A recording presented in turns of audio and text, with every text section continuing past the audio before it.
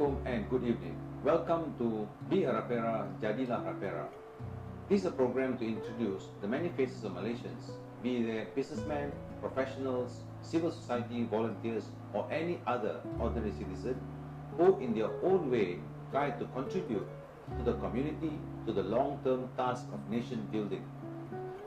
These people inspire us in many ways. As ordinary citizens, we matter to the nation. Raperas are thinking and compassionate citizens, and there are many of us out in the society. From the time I was a teenager, and I'm sure you too must have heard this, I've heard these complaints again and again, that we cannot contribute to the nation because we're not in politics, because we don't have the money, because we don't have the time, because we don't have the resources, because we're helpless. But the truth of the matter, which we fail to realize, is this: that we are the resources, that we're going to live from day to day, and if we are lucky, until old age. Now we cannot wait for the resources, etc., because we are the resources. Let's look at human history around the world. And if we look at human history around the world very carefully, we will realize one very important thing: that the great changes in society, the changes that really matter, that affects our standard of life, that affects our quality of life, are contributions from the ordinary people who want to think, who are compassionate enough to do something for the suffering of the society. For example, just take a look at this table. This computer did not arise from politics. It arose from ordinary citizens who dedicate their time to think about how to improve society. Same thing with this phone, same thing with this microphone, same thing with the coat I'm wearing. That is the power of the ordinary people. That is the power of Rapera. Now today, I'm going to interview a businessman. A businessman, of course, as a businessman, he has a motive to make profits. But at the same time, this is a businessman who tries to incorporate social values and his intention to contribute to society together with business.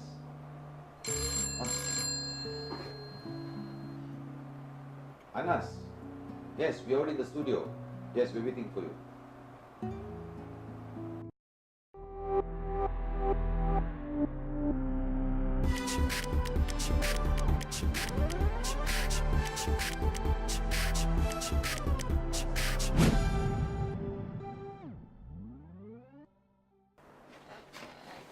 Hi Anas. How are you, bro? Good. Welcome back to Malaysia. Thank you. You just went to Nepal, kan? Correct. India then Nepal. Oh, why? Any special reason or just? India actually is our company trip. You know, when we hit target, we will take our people to somewhere. This year is India, and then Nepal on my own. I took but not long, only 6-7 days. Just for a special holiday, lah. Yeah, my normal yearly holiday to run away and think. You know. Okay. By the way, my good friend Anas Zubedy. Okay, Anas, you are basically in training, isn't it? Correct. That's your main business. Human development. Basically, what we do is we teach. We are corporate teachers, and we help organization move from point A to point B, whichever area that they need to improve. Okay. Yeah. There are about 40 of us in the company, about 12 of us who are the facilitators. The rest are support teams. Yeah. Okay. Now, another thing you need to know about Anas Zubedy is he's not only a businessman, he has also written several books.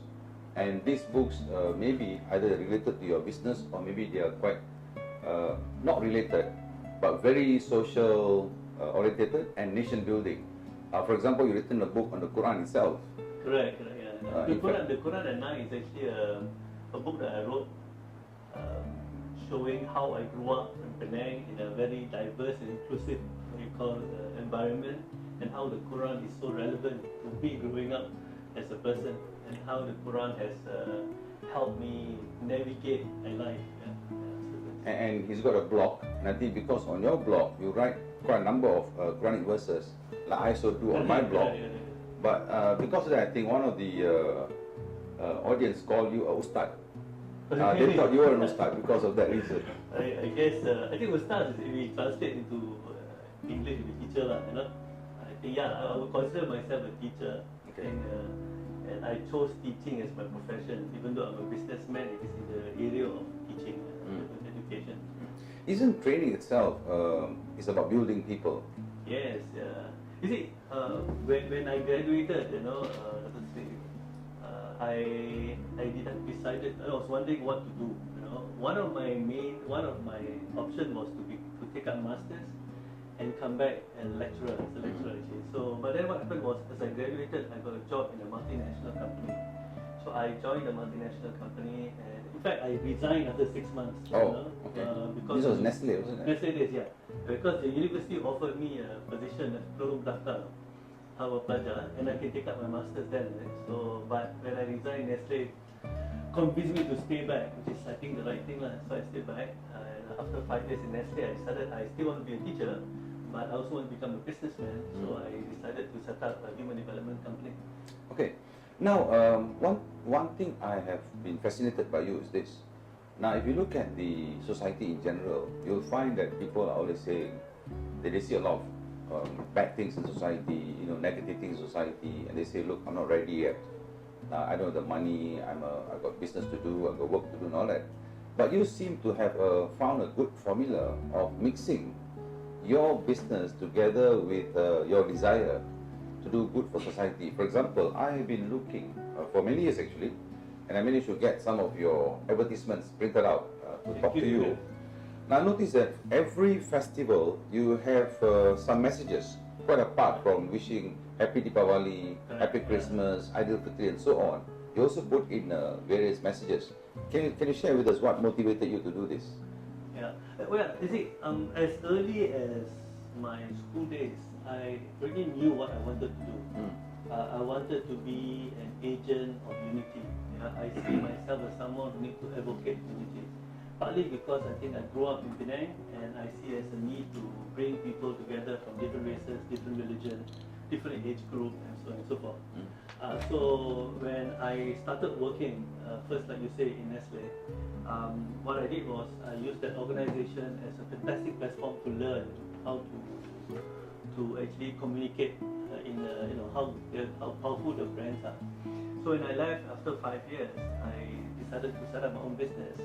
And from the very beginning, the DNA of the business, the entire strategy of the business has a two-pronged approach: people and profit. So number one is, when I start doing the business, it must make money. That means I have a profit. At the same time, I have to be able to do what I want to do, which is promote unity. Yeah. So it is from the very beginning, the organization was designed in a way that is supposed to do that. Just like, if you look at Milo is a very what you call successful what you call brand. But at the same time, it promotes what you call sports, and they do it very well. They find a very good balance there. Nobody say that Milo is making use of sports. They know that Milo actually really believes in sports. So similarly, when I designed the strategy for my company, I did the same thing. I want to grow the company in a way that people will see it as a serious business. At the same time, it's seriously promoting unity. Seriously want to make sure that the core brand value of uniting people is clearly seen and believed. So I think that's what we did. And that's the strategy from the very beginning. So in other words, the DNA of the organization is like that. So everyone who joined the company, within few months, they know that's the DNA. They say, first I remember when I first start employing people, they asked me, are we an NGO or are we a business organization? I say we are both. Right? We want to do both. We want to make profit, and we have to think of people. And I don't think that is what you call something you can't do. Now, of course, modern young people talking about social entrepreneurship, all those things. I think it was been there for a long time ago.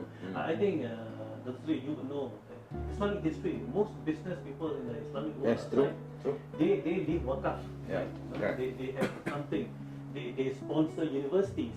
A long time ago, the Muslim universities are so independent that they do not need to, depend on the government.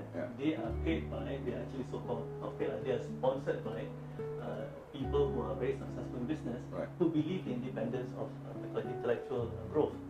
So we started that way too. I suppose the reality is, if you look at life itself, Monday to Sunday, and then you work the usual 8 hours, or like us, probably you work 12 hours a day.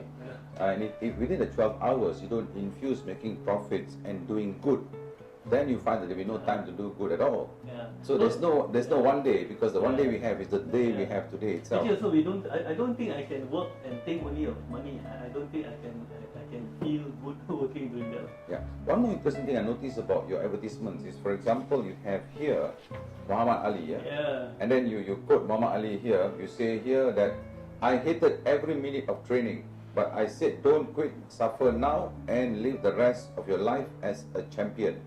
And here you have a meaningful Deepavali. So every single advertisement you choose someone else. Here is Bibi Nanaki G. Now I never knew who she is. So I'm glad that at the same time your advertisements are also educational, but more importantly it cuts across ethnicity, religion, and that seems to cut across and show that all of us have some goodness in us. Now that's one thing I want to talk to you about. And the other is I want to congratulate you. Thank you. I understand you just published a book. Yes, was launched 2 days ago by yesterday, by the Foreign Affairs Minister, YB Dato Saifuddin Abdullah. Yes. Now this is the book, the 10 Principles for Moderate Malaysians. Now very interesting. I want to talk to you about a few of my favorite principles. Great. I look at the book. You have actually put 10 principles. And the interesting thing about your book is that not only do you talk about it in theory, but you also have an action plan. Correct. Yeah. At the Now, end of each chapter. Yes. I think. By the way, where is it? Where can one find this book? Where do you buy can this get book? the most popular bookstores are there. All the major bookstores you can find. Like NPH is popular and all that. So make sure you buy. Yeah. And at the same time, you can write to Zubedy, because what we're trying to do, we try to encourage business organization leaders and individuals to buy the book at a very cheap rate directly from us and give away, so that people will find time to read, maybe even do discussion. Because this book is not just for us to read, it's for us to apply. So we hope that people will apply. Okay. Now I don't want to go through the entire 10 principles. They rather buy the book and read it for themselves. Alright. But I want to pick a few of my favorite ones. For example, you have Principle 2, which talks about I will embrace the spirit of thankfulness. Now that's very interesting, that you think that being grateful is an important principle for moderation. So maybe you can share your thoughts with us on that. Yeah. You see, earlier, remember as you started, you suggested that that people will say that, hey, wait a minute, I don't have enough money yet. I have to make a lot of money before I can do something for the people or society. I think that is that is a very, I wouldn't be shallow lah. I think it's something that will not make you win. You see, the thing is this: one of the most important understanding of the what you call technology in life or life skill is knowing that whatever you have today is enough. Yeah. So if you believe that God is merciful, please understand that you need to be thankful, and because whatever you have today is enough. So that's why it's thankful. So if you believe that whatever you have today is enough, then you can take action. If you complain and say, kalau I don't have enough money, that's why I cannot do this, cannot do that, then you are stuck where you are right now. Give you a good example is this. A lot of people make a mistake. Whatever you have is enough. For example, a lot of people complain that, oh, my organization do not have what you call a gym, that's why I cannot exercise. Or there's no, the government did not give us what you call, near my house, there's no park for us to run around. These are all what you call, people create excuses because they are not thankful. The truth is, a merciful God will give us things that whatever is important, we already have it. Now, the best gym you have is your own body weight. You can actually exercise using your own body weight. So if you are thankful, you use your body weight and exercise. You can exercise anywhere. Yeah. You can exercise anytime. It's very interesting. There is a certain misunderstanding, I suppose, in the Malay culture, for example, where you say thankfulness is kesyukuran. And it's often misunderstood that when you are thankful, that means you're contented. Now that's a misunderstanding. But I like your perspective here. You seem to suggest on page 18 of your book, I've read your book here. Thank you. Page 18 of your book suggests that when you are grateful, when you are bersyukur, actually makes you aware of the resources that you already have. If I read from your book, you say a thankful person will work with what they have. Instead of saying contentment, you're saying if you're thankful, you work with what you have. They would make a home out of a humble hut and a school out of a shack, which is very different from pure contentment. That's very interesting. Thankfulness from our point of view is to take you to action, not to stop and do nothing. The moment you are thankful, you can take action. If you're not thankful, you stop and hey, I wait. Maybe next year when I have enough, I have more, then I can take action. Okay. Now the other thing I noticed about your book is that it's both in Bahasa Malaysia and English. English. Huh? And It's both quite sides. rare, and both sides. See, we have one. The title in front is in English, and there's a sub bahasa. We have another one. There's the title is in Malay, but the sub is in English.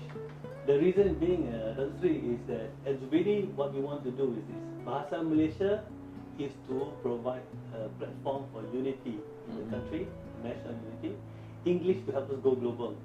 See, we do not want to, we see in the market, people like to try to make it competitive between English and Malay. I don't think that's a smart thing to do. What we need to do is we have to say, hey, wait a minute, we're going to use Bahasa Malaysia as a platform to unite Malaysians. We're going to use English as a platform for us to go global. Both are important. You shouldn't make one in competition with the other. They are complementary rather than competitive. Yes. Definitely, yeah. Now this is what you're talking about, I presume, where you have Principle 5, for example, you have in English, then you have in Malay. Right. Now this is another principle that I like very much, because this is very much in line with our own Rapera movement. Yes. Yeah, we try to nurture thinking and compassionate citizens. However, Principle 5, simple though it may seem, it can be extremely controversial. For the simple reason that most human beings, I mean, I would rather blame you than to blame myself. You are the cause of my problem, I'm perfect. But here you're saying something else. Huh? You're saying Principle 5 is, I will first be critical of myself and my own community. If I am Muslim, I'll be critical of the wrongdoings of Muslims first. If I'm Christian, I will be critical of the wrongdoings of Christians first, and so on. So basically, you are encouraging self-criticism. Can you share with us your thoughts on this? You see, when we do this, when we follow Principle 5, what we will do is we'll create trust among each group of people. See, when I am willing to be critical of myself and my own so-called community, then you, if you're not from my community, and say, I can trust this person. And since you do that, I should do the same thing. And now what we do, we'll create what you call a chain reaction of trust. And that's what we want to do. Whereas we notice, most of us like to pinpoint on the other. Yes. And that will create actually more animosity. It will create more people wanting to pick and choose, be picky about what wrong thing the other person does. So by creating this principle, we hope we'll create a chain reaction, and we all will trust each other more, because and you can trust me because I'll be critical of myself first. You will trust me because I'll be critical of my own. Let's say tomorrow some Muslim did something wrong, we Muslim will come out and jump and say that's wrong, that's not Islam, that's not this, and that's against the teaching of Islam. And if let's say I'm a Buddhist or a Christian, they may just follow us and do the same thing, and that's what we want. Don't you think that people misunderstand this idea of self-criticism? They feel that when they criticize themselves, it's as though they are saying they are weak. On the other hand, self-criticism actually is a sign of strength. Correct. Where you're able to correct some of the wrongs within you. All of us have wrongs anyway. Basically, actually, self-criticism shows that you're confident. Okay, now another very much favorite one, especially in Malaysia, especially in Malaysia, if you look at politics, for instance, when it's Barisan Nasional, then Pakatan Harapan, and if you look at religion, again, same thing as well. We all generally love to complain. Some people have got this major talent of looking around, looking for the worst possible news and sharing. And they got this major talent looking at other people's faults and sharing. They're always complaining about things, but never comes a solution. So I like this very much, where principle number 9, you say, I will always add value. Now, isn't there going to be a major revolutionary mindset change to say that instead of complaining, I'm going to add value? What are your thoughts on this? Let us add value. More important, why do you come up with this principle? What was the experience? Let us add value is Zubedy's tagline. Okay. What companies done is add value. And why we believe in this is that, the idea is every time you go somewhere, you must make that situation better after you left behind. For example, if you are in the car and you're paying what you call the toll, and you see the other person is not smiling, you say something nice so the person will smile, and then you already add value. So this is what we thought. Add value means all of us, if you go back to just now, the number 2, principle number 2, be thankful, whatever you have is enough. So we can all do something good and add value. So you see, there's a link. Yeah. Why we believe in this and we don't believe in complaining is this. Sorry. If you look at the other books, for example, the Hari Malaysia, and we have another book called Money Talk. You will find that this is very business way of saying things. You cannot become a millionaire by complaining. We always tell people that you cannot be rich by complaining. You can only get things done by doing things. You complain is a waste of time. Stop complaining. Now, adding value is really important. In fact, it's linked with the rest. Now, I like to use this example, politics. Now, recently, in Malaysia, we have this called Squad Badar. Okay. Squad Badar basically, they a group of people who goes around trying to catch male and female sitting down in the corner somewhere. I think you're familiar with this. Yeah? Now, a lot of people actually jump at them and say, they're wrong. I agree that it's not within their work scope or their legal ability should do that. Right. We agree that. But if you want to add value, we look at it from a positive side. You see, there's another one that says positive, positively. It is that those group of people, if we can turn them and say, you have very good spirit, you want to give your time to make the world a better place, but you're aiming at the wrong thing. To add value, we tell them this. Let me give an example. Quite a few Muslims here. Let me explain to you. We are doing a survey right now. Brother, you'll be interested in this.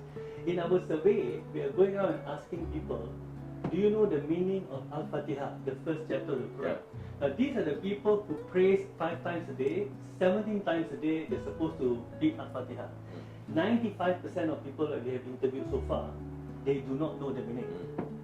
Can you imagine that? People will pray for 50 years, but they don't know the meaning. Now, Squad Badar can use the energy, the spirit, the willingness they want to go around, not to catch people who are sitting together. That's not their job. But they can go around and say, why don't we all learn the meaning of Al-Fatiha so that you understand what you pray?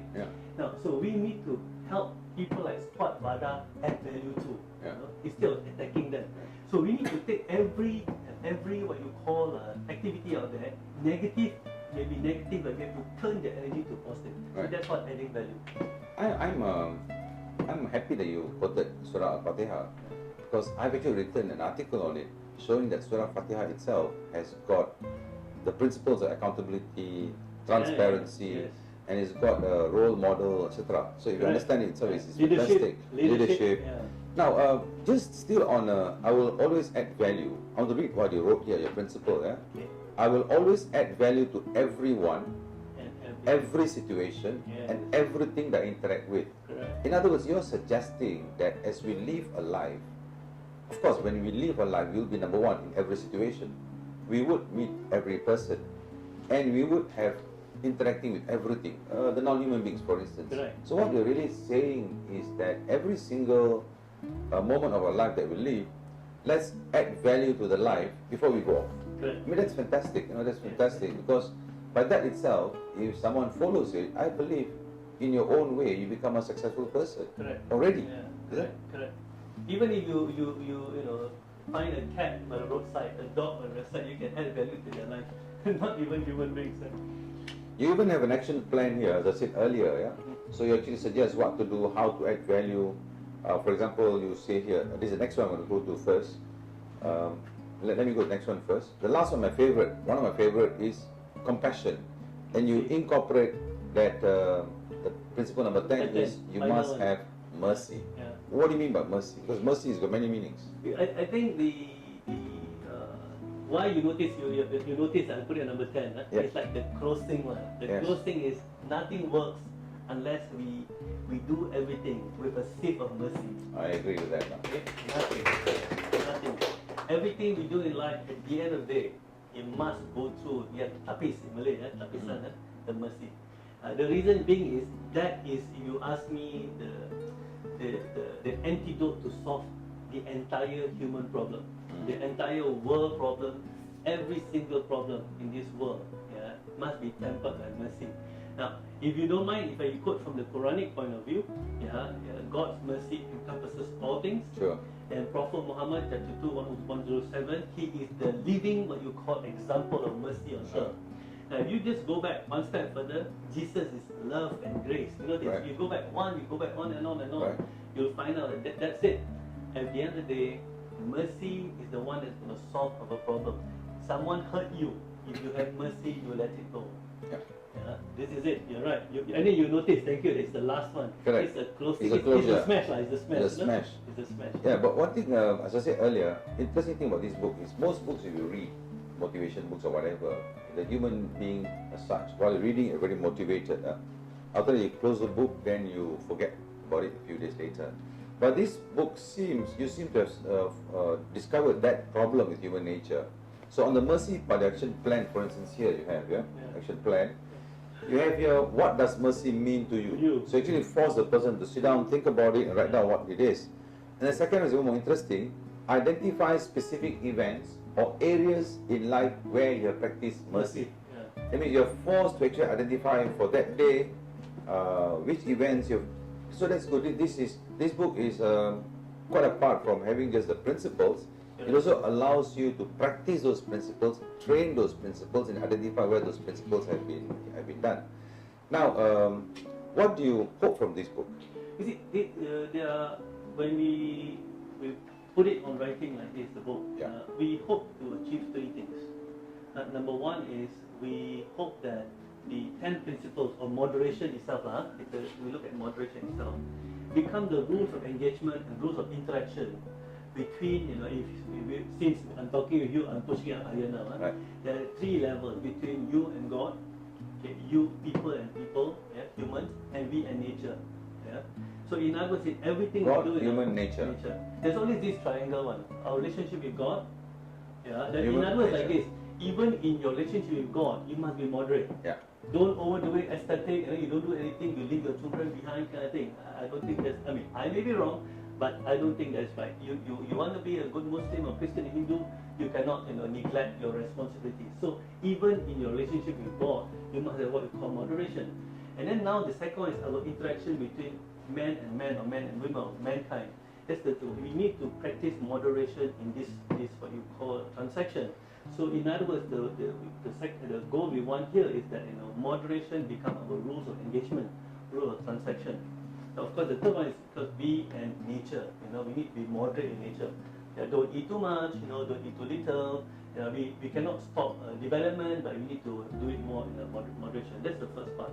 The second part, of course, is we hope that this particular what you call principles can help reset how we can run the country, and make the country in Malaysia. We use this become our culture, become our culture. And number three, of course, we want to make sure that we set what you call a parameter. We need to create standards. Because now everybody will claim, hey, I'm moderate. So okay, if you're moderate, are you practicing this? Right. We need some kind of menu to say, are you doing it correctly or not? Okay. Right. You can open up for any questions if you have any questions. Okay, Mr. Anas, I have one question for you. Yes, please. Just now, one of the principle is that self-criticism. Whenever you face a problem or a situation that was hard for yourself, you have to point it for you. Go back to take yourself.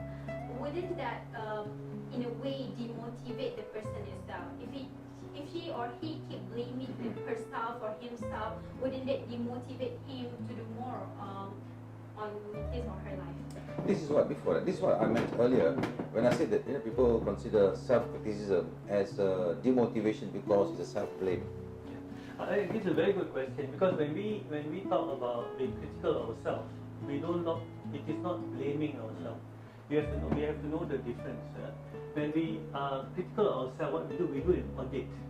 We do an audit ourselves and say, this is my strength, this is my weaknesses, this is my bad habit. I'm talking about individuals, not community, just individuals first.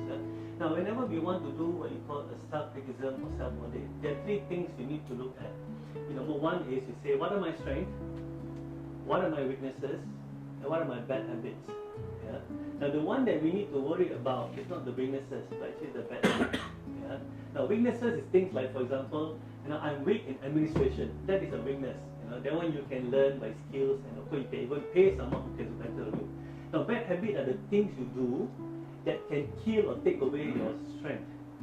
I give you an example. You may be very good at making money, but you like to gamble, and gambling is a bad habit, right? So please understand, it's not blaming yourself, it's doing an audit of yourself.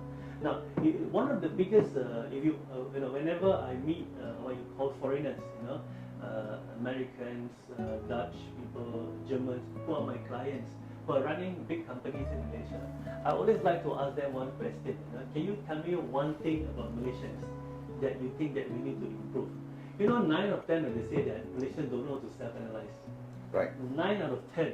Yeah. They say number one, they say that Malaysians do not self-analyze. Yeah. And we are trying to avoid, we are so afraid to see any kecacatan, anything about ourselves, when actually we need to look at it so that we can improve ourselves.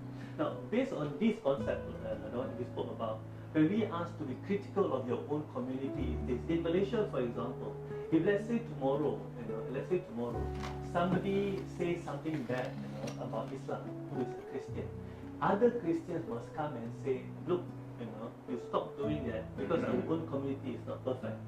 That's what we want. On this point of auditing, self-auditing, and recognizing where your flaws are, bad habits, I mean, the example that I agree totally. But I always wondered, every day, for example, we have our house, which is every day gets dirty, and every day we vacuum the house. But never for a second we say that we are a dirty person, because as we go through life, life is such that we end up collecting dust, we end up collecting nonsense and rubbish. That only happens to the drawer and the table, but happens to us as well.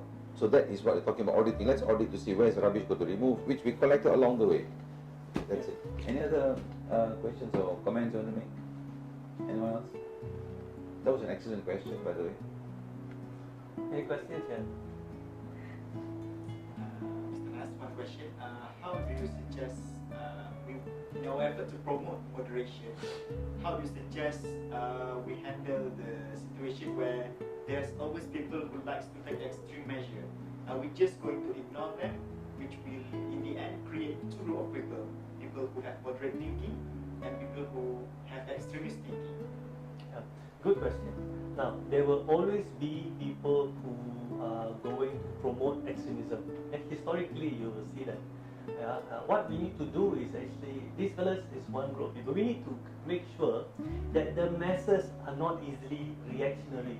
In other words, you do not want the masses to react. Whenever somebody go into extremism, everybody move towards the side.